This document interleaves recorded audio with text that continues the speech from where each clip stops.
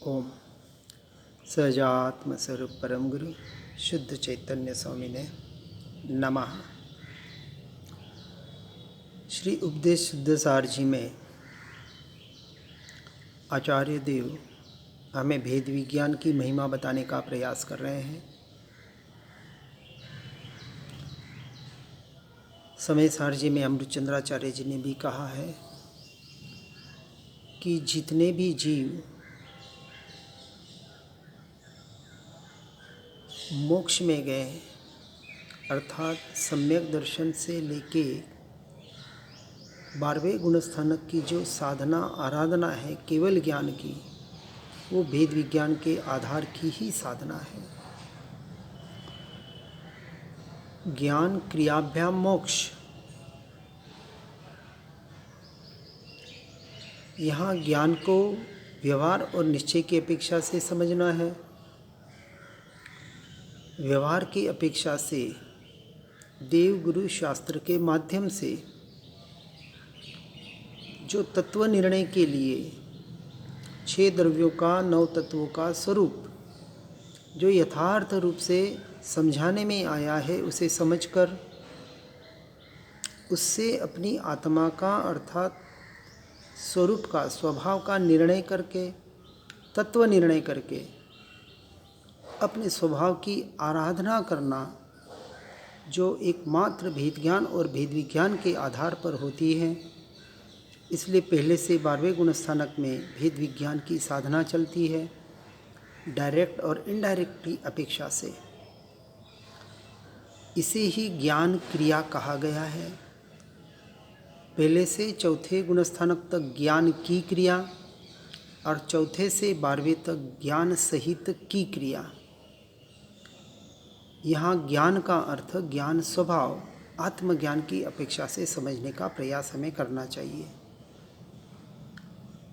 जैसे हंस दूध को पानी से भिन्न ग्रहण करता है, किसान चावल को भूसी से अलग जानता है, स्वर्णमाला में सराफ स्वर्ण को धागे आदि से भिन्न समझता है, बनी हुई सब्जी में समझदार को लवण का स्वाद भी सब्जी से भिन्न समझ में आता है।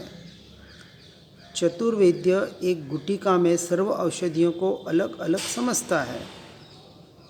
इसी तरह ज्ञानी अंतरात्मा आत्मा को सर्व देहादि परद्रव्यों से तथा उसके निमित्त से होने वाले परभावों से भिन्न समझता जानता मानता है, और इस आधार पर परद्रव्य प्रभावों से हटकर अपने स्वभाव का सहारा लेकर अपनी आत्मा का अनुभव करके उसमें लीन होने का प्रयास और पुरुषार्थ करता है। यही एकमात्र सच्चे मोक्षार्थी साधक की साधना है।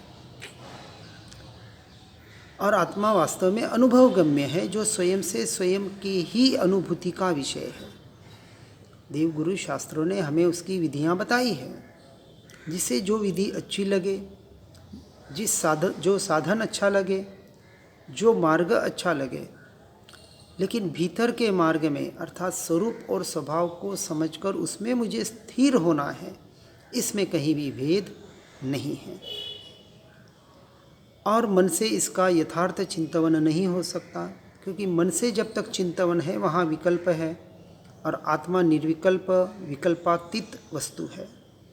वचनों से इसका वर्णन नहीं हो सकता, शरीर से इसका स्पर्शादि नहीं हो सकता, क्योंकि ये सारे बाहर के पुद्गल आश्रित परिणाम हैं। और ये पुद्गल आश्रित परिणामों से आत्मा के स्वरूप को समझ सकते हैं, लेकिन लीनता के लिए सिर्फ एकमात्र अपने स्वभाव का आश्रय ही करना पड़ेगा, क्योंकि यह आत्मा शरीर मूर्तिक स्थूल द्रव्यों से संपूर्णतः भिन्न है, न्यारा है, स्वतंत्र द्रव्य है, और अनंत गुण व पर्यायों का अखंड एक घन पिंड है। द्रव्य गुण पर्याय का समूह उसे एक आत्मवस्तु कहने में आता है।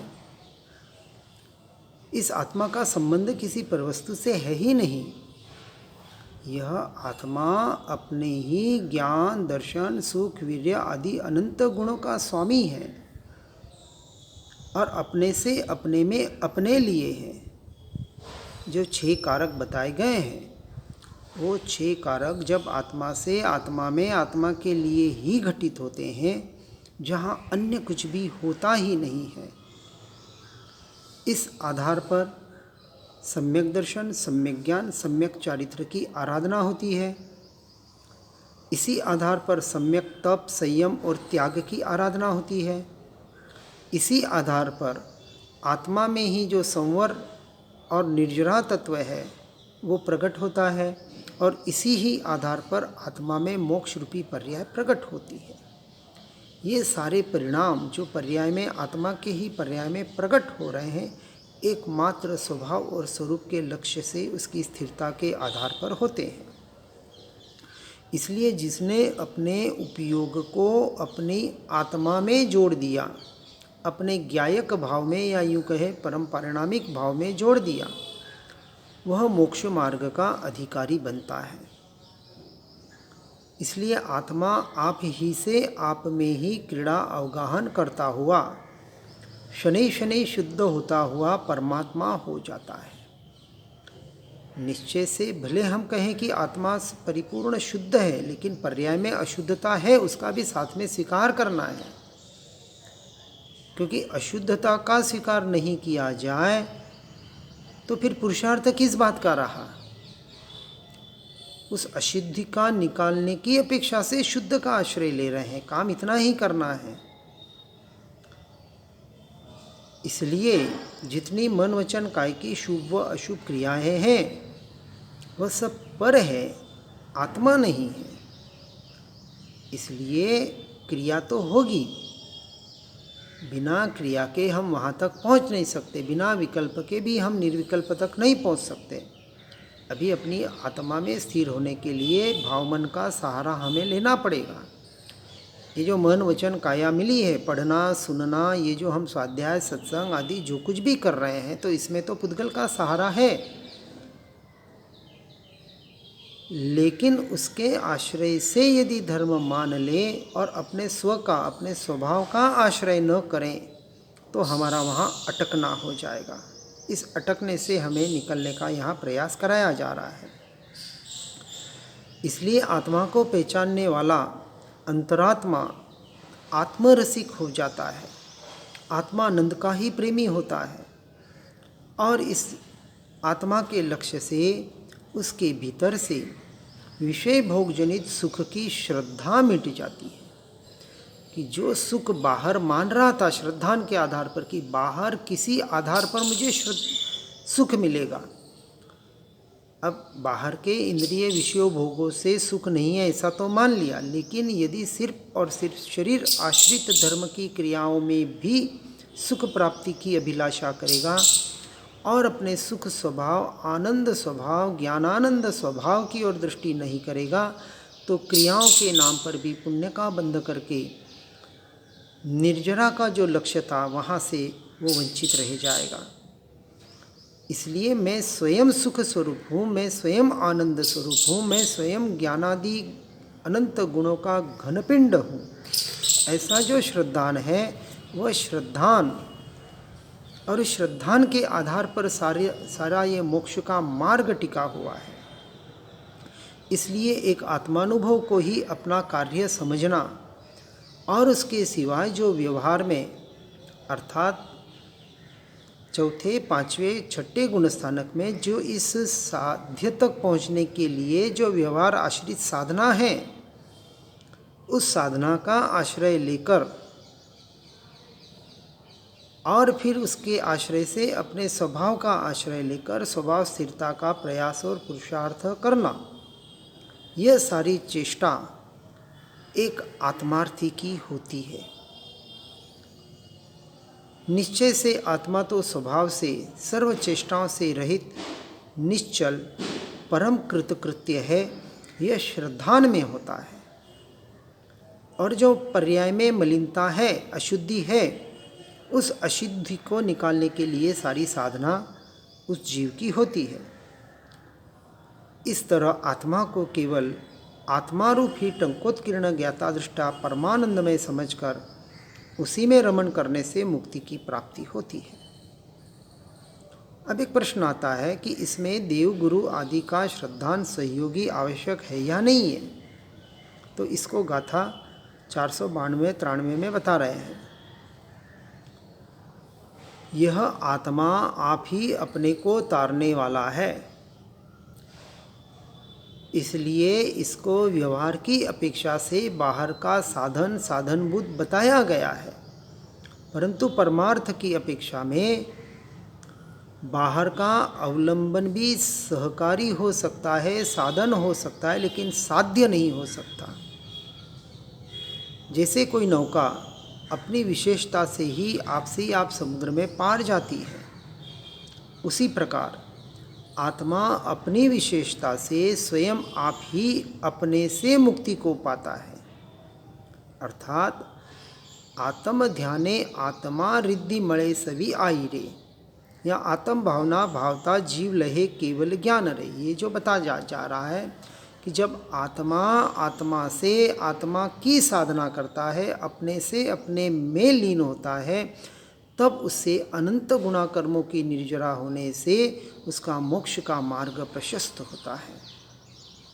इसलिए निश्चय की अपेक्षा से, परमार्थ की अपेक्षा से आत्मा अपनी विशेषता से स्वयं आप ही अपने से मुक्ति को पाता है, ऐसा कहा गया है। ऐसा आत्मा का जो ममल शुद्ध स्वभाव है, जो महिमावान है, जिसकी त्रिविध योग की साधना से सारे कर्म क्षय हो जाते हैं, और जिन स्वरूप या ममल स्वभाव या शुद्ध स्वभाव, ध्रुव स्वभाव, जिस भी परिभाषा में कहें, यह समस्त आत्माओं का एक सा ही होता है, क्योंकि स्वभाव में, स्वरूप में कहीं भी अंश मात्र भी भेद नहीं है। और जिन स्वभाव की साधना से कर्मबंध अपने आप क्षय होते हैं, घातियाँ कर्मों के क्षय होने पर अनंत चतुष्टय प्रकट हो जाते हैं। और यह जिन दोनों वैसे वर्षा, जैसे 4 घातिया कर्म क्षय हुए और यहाँ अनंत चतुष्टय प्रकट हुए, जिसे केवल ज्ञान कहा गया। तो केवल ज्ञान प्रकट होने में ये 2 प्रोसेस साथ में घटित होती है। व्यवहार की अपेक्षा से कर्मों का क्षय होना और निश्चय की अपेक्षा से अपना समस्त अनंत चतुष्टयों का प्रकट होना। यह जिन स्वरूप ममल स्वभाव की पूर्ण स्थिति से सिद्धि की संपत्ति अर्थात मोक्ष प्राप्त होता है। पर का अवलंबन पराधीनता का कारण है, और जब तक जीव को अपने सत्स्वरूप का सम्यक श्रद्धान ज्ञान न हो, तब तक सच्चे देव गुरु सहकारी होते ही होते हैं। यह नियम है। देव गुरु शास्त्र के माध्यम से ही उसने अपना निर्णय किया है, तो यह सहकारी, और जब भी अपने स्वरूप और स्वभाव में स्थिरता नहीं रख सकता, तब उनका सहारा होता ही होता है। इसलिए सत्स्वरूप का बोध होने में निमित्त कारण है, परंतु उनके निमित्त से जब तक अपने स्वरूप और स्वभाव का श्रद्धान नहीं होता, तब तक वह अपने स्वरूप और स्वभाव में स्थिर नहीं हो पाता है। इसलिए निश्चय की अपेक्षा से समझना चाहिए कि मोक्ष का मार्ग एक आत्मध्यान की अग्नि का जलना शुद्धोपयोग रूप ही है। एक आत्मानुभव, आत्मा का आत्मारूप ज्ञान है, जो आप ही आपको शुद्ध करता है। अब जब कर्मों का बंध राग द्वेष मोह से होता है, तो कर्मों का क्षय वितराग भाव से होता है, और वितराग भाव अपने ही आत्मा का मोह राग द्वेष रहित परिणाम है।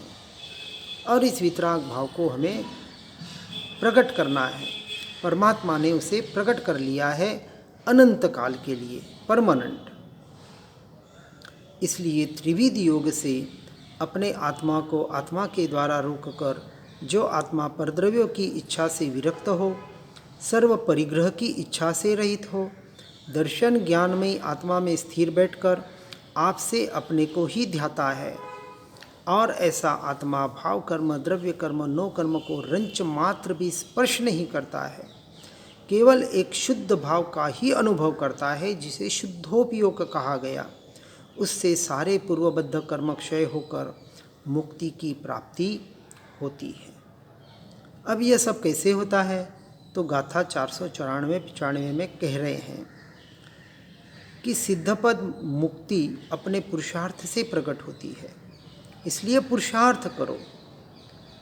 5 समवाय में पुरुषार्थ एक आता है। पुरुषार्थ भी जब उदय होगा तभी हो पाएगा, काल लब्धि पकेगी तभी हो पाएगा। लेकिन काल लब्धि के आधार पर बैठे रहेंगे, उदय के इंतज़ार में बैठे रहेंगे तो कभी नहीं होने वाला।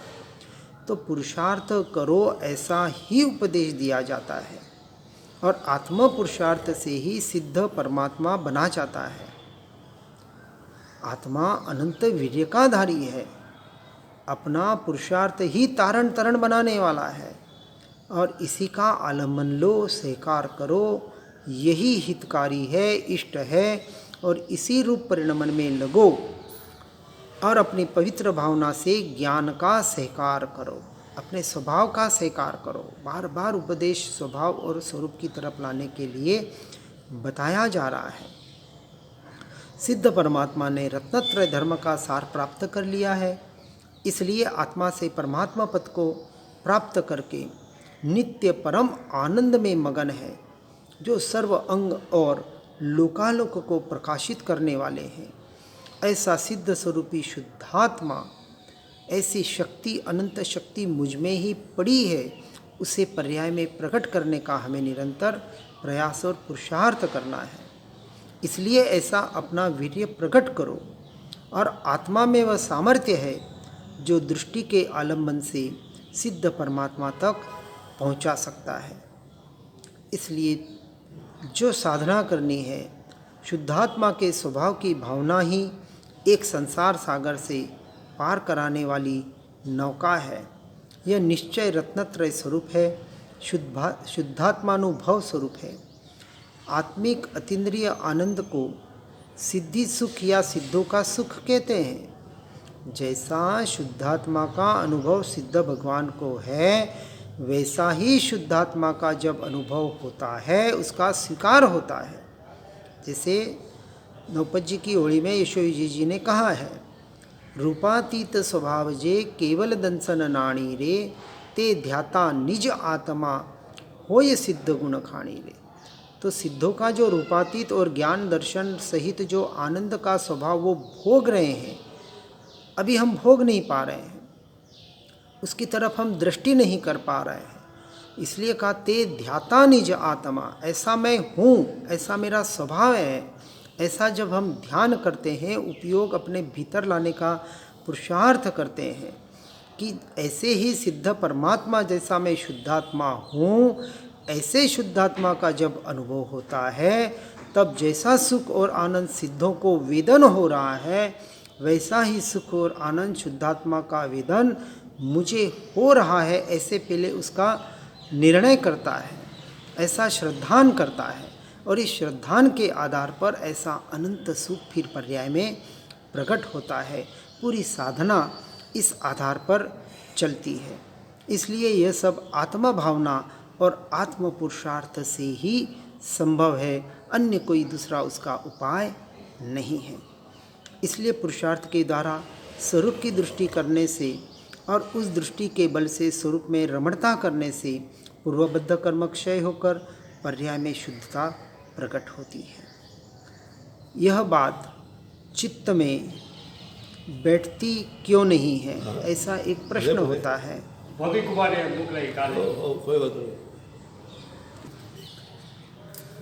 तो यहाँ कह रहे हैं कि यह बात चित्त में बैठती क्यों नहीं है।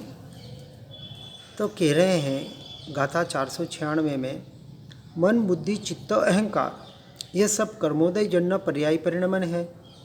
चित्त भी चंचल अदृढ़ अस्थिर है, इनके आश्रय आत्मा की साधना नहीं हो सकती। इन सब से हटकर अपने अंतरात्मा में पुरुषार्थ जागृत करो, क्योंकि आत्मा स्वयं से स्वयं को तारने वाला है। भगवंतों का उपदेश क्या है कि शुद्धोपयोग की दृष्टि ही इष्ट है, हितकारी है। इसलिए अपने उपयोग को शुद्ध स्वभाव में लगाओ। अब यह पर पर्याय की तरफ क्यों देखते हो? इस तरह से परपर्याय से दृष्टि को हटाकर स्व की तरफ दृष्टि करना, यही एकमात्र हमारी साधना होनी चाहिए और यह स्वयं अनुभव में आने से ही कार्य हो सकता है। इसलिए इस उपदेश को अपने जीवन में उतारकर निरंतर आगे बढ़ने का प्रयास और पुरुषार्थ करें। इसी भावना के साथ ओम नमः सिद्धम। जिन वाणी के ज्ञान से हो सम्यक श्रद्धान, हो चारित्र महान और पाऊँ पद निर्वाण। निज निधि निज में बताई, यह अनंत उपकार है। इसके लिए जिन वाणी माँ को वंदना शतवार है, वंदना शतवार है। ओम नमः सिद्धम।